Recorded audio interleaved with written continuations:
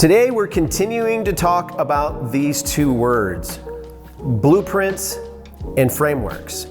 When it comes to blueprints and frameworks, we embrace the idea that blueprint leaders need a little bit more direction than just a nebulous idea and being pointed in the right direction, while at the same time we also embrace the idea that framework leaders actually can see the bigger picture and they don't necessarily need the micro details in order to move things along.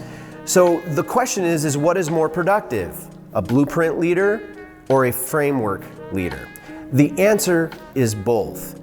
But in order to elevate your organization, you need to make sure that you have the right people sitting in the right seats. Now, sitting in the right seats has implications for your organization that go beyond the things that we're completely aware of. So specifically today, I want to talk to you about the value of the framework leader. When a framework leader understands that they can own the bigger picture and that they don't necessarily need to know all the details, they just need to know the destination, massive things can happen for your organization. So sometimes in order for you to get the best performance out of your team, blueprint leaders need to become framework leaders. Or in most situations, you have a limited team and you have a limited number of spots, and so you have no choice but to put blueprint leaders into framework positions. So these are the 4 specific questions that you can put into your arsenal to actually help a blueprint leader become a framework leader. The first one is, what is the bullseye? More times than not, blueprint leaders get caught up in trying to accomplish goals that they don't necessarily know if they're winning or if they're losing. So be clear with what your bullseye is. Is the goal attainable? Is it clear? And does your leader know specifically how to measure whether they're winning or whether they're losing? Are they pushing the needle or are they making any progress at all?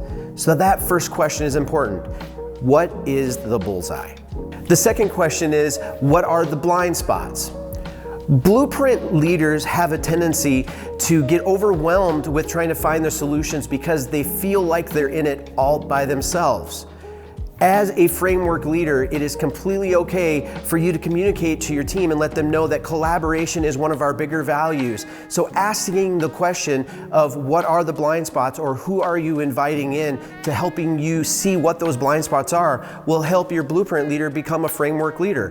When a blueprint leader understands that they're not in this alone and they can actually collaborate with their environment and their team and invite them into greater conversations with greater context, your blueprint leader organically starts to become a framework leader. Question number 3, where are my boundaries?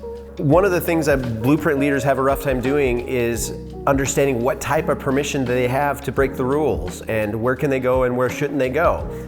A really great way to lead a blueprint leader is for you to clearly identify this is where your boundaries start and this is where your boundaries end. Blueprint leaders, they want to know what they have to ask for forgiveness for versus what they have to ask for permission for. So starting your conversations with an empowerment statement. This is your boundary. You have this much landscape to work with. You can go here, but don't go any further. These are empowerment statements that help raise the game for everybody that's involved and helps keep your blueprint leader on a track, but more importantly, it helps widen the track into the complete field, and that's what you want. Question number 4, what are my barriers? A blueprint leader, because they're used to thinking about destination is non-negotiable and journey is also non-negotiable. That's the way that blueprint leaders think. They want to have every single part of their journey and part of their path documented out so their steps along the way that there's no risk involved. But the reality is that there's no such thing as a perfect playbook and there's no such thing as a perfect play. So as a blueprint leader is starting to build their plan and as they're starting to move along the way, the opportunity for barriers and obstacles to come up, they are going to happen. The question is, does your blueprint leader know how to identify what those barriers are? And do they feel empowered to come up with solutions to overcome those barriers?